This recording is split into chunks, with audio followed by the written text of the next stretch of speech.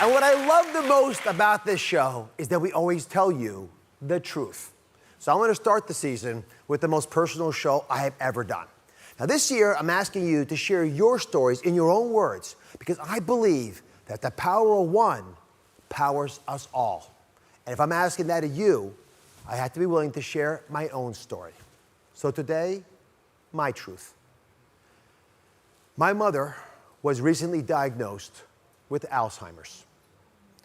And even though I'm a doctor and I do this show every day, I fear I may have missed some of the signs. I don't fear it, I know it. Now I'm letting you in on this deeply personal story in the hopes that you will know what to do for someone that you love. Take a look. Hi, Mom. Na Pearson, nasılsın? What did you eat today? What was the food you ate? Ice cream? You remember the ice cream? She remembered she had ice cream, but she wasn't sure what else she ate, which is a problem because she just ate a couple hours ago.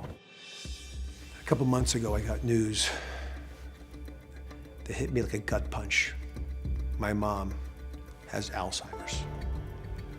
The doctors who told me were as confident as you could be, even though her son, me, had missed the clues completely. Mom was special. All moms are special, but my mom had a remarkable ability to deal with me.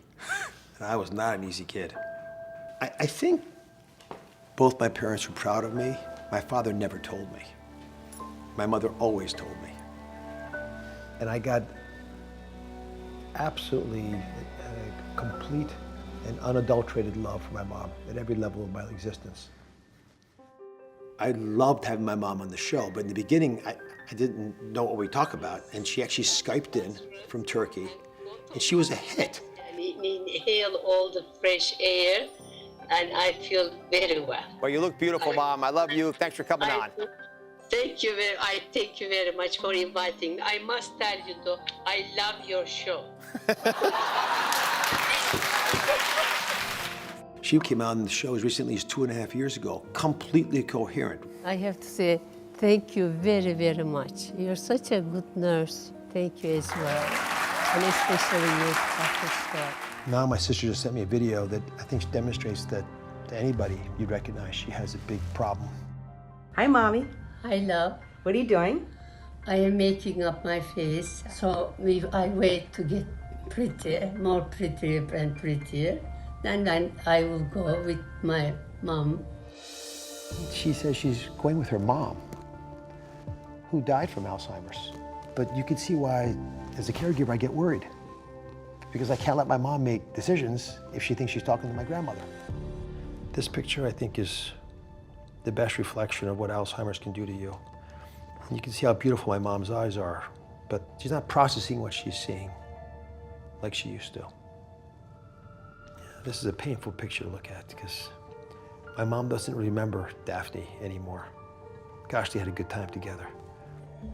I think anyone who has a parent with Alzheimer's has a bunch of conflicting emotions. One, you're upset and sad at the loss of your parent, but also you're wondering if you're seeing your own future. So you're worried about that as well. He's grateful for the days that he has now that she recognizes who he is, because that's not gonna last. I call my mom almost every day, only for one reason. I know I'm not gonna cure her. I'm calling her to tell her I love her. All right, Mom, I love you. I'll call you again tomorrow.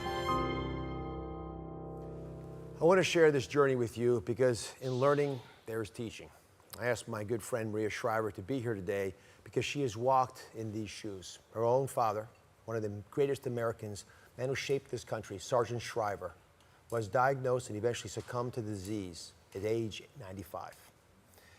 I remember meeting your dad later in his life when he had the Alzheimer's diagnosis. And I was stunned, both because I knew and respected him before he had the disease, but also respected the family and what you were able to do to help him. What did you do when you first knew that your dad had Alzheimer's? We got together. My brothers, I have 4 brothers, and my mom. And what's important to know, I think, when someone you love is diagnosed with Alzheimer's, is that everybody goes through it in a different way. One of the things I think that my brothers and I did well that I often advocate for, as you know, I've started a nonprofit to bring attention to Alzheimer's, to bring attention to the warning signs and fund research into understanding the disease, but is also, my brothers and I got together and we did a weekly conference call. And we got on the same page. But I would want to know how you're doing. You're approaching this, I know, from a teaching place, but I want to know as a son, because we're children of Alzheimer's. I'm only teaching it because I spent a lot of time processing it. And I love my mom dearly. I am here because of her. She was able to get across the way to feel about life in ways that were unique, and to watch that wisdom, the shine in her eyes, because she has beautiful eyes, begin to cloud over. It was very painful. And I blamed myself because I realized that if I had found it earlier, it could have helped certainly delay it and stall it. The clues were there. She wasn't understanding what was going on. So many kids say, I blame myself, but I don't know that blaming ourselves does anything. And that actually stepping in and trying to find some sort of support system for you actually is the great thing. And then using this as a teaching moment, what do you want people to know from this moment? The biggest lesson for me, is very painful to admit this on my own stage, is that my family lost our truth. How do you mean? The biggest lies we tell are the ones we tell ourselves. So we all saw parts of my mom falling apart. Her makeup wasn't perfect. My sister would see that, one of the sisters. She would start giving away things to people she didn't really know. Another sister saw that.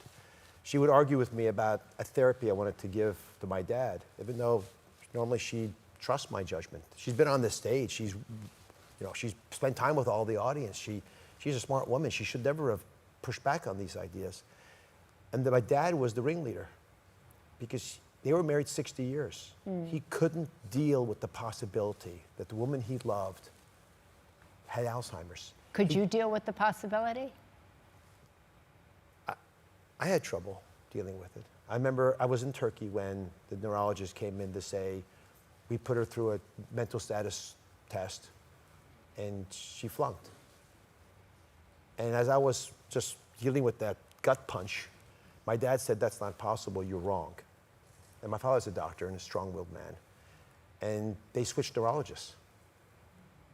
I mean, the first step, if you're told you have Alzheimer's, is not switch the doctor. You might switch the doctor for other reasons, but that's not a good one. And that lie propagated. The diagnosis of Alzheimer's is no time to start lying to each other. It's the time to actually bluntly and brutally tell the truth. And we really struggled with that, and I bet you we're not alone. So many people would probably think Dr. Oz would miss the signs because that's your lane, right? So what do you think you could have done differently? What do you think you could tell people? It's a chameleon of a disease. It's Amen. slippery. It's like a snake in the grass. You sort of see the grass moving, but you can't quite tell what it is. And you don't want to admit it because it's too painful. The idea that you would lose, which is how I feel now, that I'm going to lose my mom twice. And I'm scared of the day. I was just going to ask you that. One day my mom, while she's still in her physical body, while that's still alive, so a birth certificate and death certificate have not both been signed, I'm going to lose her as the woman that knows me. So since you described so beautifully a few of the symptoms, are you okay with walking our audience? Just pick 6 things we want you to focus on. And just trying to figure out if these are happening to people you love. Is that okay? I love it. This is my mission. So come back over here. Okay. And I put these up on the screen. We'll go in whatever order you want. So challenges and planning. Let me take that one. Okay, you take that. My dad required fairly sophisticated care, and my mom began to challenge the plans, as I mentioned earlier. So what you're also saying, which I think is important, is that very often our parents are having dual challenges. They're both having challenges. And as children, we don't know, should we focus, like my mom broke her hip, she was having strokes. Should I focus on my dad's memory? Should I focus over here with my mom? So I think taking turns or trying to focus in is a big thing. It's worse. They enable each other. Yeah. In my case, they enabled each other. That's probably why they're married 60-something years. My dad denied she had Alzheimer's, and she used a non-sensible way of dealing with his illness, and boom.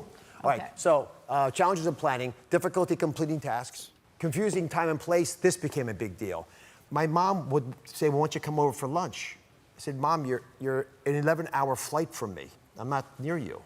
But it was so episodic, I just thought she was sleepy or maybe taking a sleeping pill or something and just missed one point. But the third time, I should have woken up to it. At that point, it became that combined with this was what finally tipped me off that there was a problem. Trouble understanding visuals. This is the kind of thing where, Mom says, move the sofa into the corner. And you say, Mom, that sofa's not going to fit in the corner. Mm-hmm. Not being able to do the spatial math that we all do naturally. Did that ever happen to your dad? No, that didn't. But my dad started doing a lot of repetition. So that's a problem with words, right? Mm-hmm. In the tape, my mom was trying to find the word for beautiful. And she just kept saying pretty instead. But I know that's not the word she was trying to find. And finally, misplacing and losing the ability to retrace your steps, which wasn't a big issue for my mom, but it happens to a lot of folks. So how do you kind of put all these together, and what is your lesson to your overall family and your TV family? So I'm going to share with everybody, as honestly I can, the trip that my mom's on, the things that I'm going to do, and most important, things you all need to do, right? These are just some of the things that our daughters and our sons and our friends and our neighbors should all be looking for. Anyone can pick up on these things. But if you don't talk to each other, you sort of feel like you're the only one, and you don't want to accuse your friend or loved one of having Alzheimer's, so everyone keeps their mouth shut, which is what happened in my family. Every family will cope differently. Yes. My pledge this year is the power of one, because each of us has the power to start the ball rolling. It's going to be nerve-wracking, right, to be the one who says something's wrong with Mom. It's downright frightening to know that this hereditary gene may be lurking in our own bodies, as it is in me. And trust me, I know. My family's going through this right now, and so am I. But there's power in getting it out, right? Calling it out, letting it known, get early intervention because it makes a difference. It will. Even prevention is possible. And you're not alone. We are all caregivers to someone because we all ultimately care. All right, so since I got the news about my mom, I've heard from others who have walked in these shoes. Take a look. Breathe, believe, receive. That's what we say. So breathe in the faith that you're going to get through this thing. Believe that hope and optimism, well, they're your co-partners in caring. And receive the help from the community and so many who love you and want to be there for you. People like me. It's heartbreaking, but you have to stay strong through this. You move forward with love and to show the love that you have for your mother to her, every chance that you get to be present with her, and to continue to share your experiences with the world. I am so grateful for all these beautiful messages of hope and support, not just for me, but for all of you watching at home. Bria, I cannot thank you enough, and God bless you for all you do. Thank you, Mehmet. Thank you. Thank you for watching. Don't forget to subscribe and turn on notifications so you never miss out on new videos to live the good life.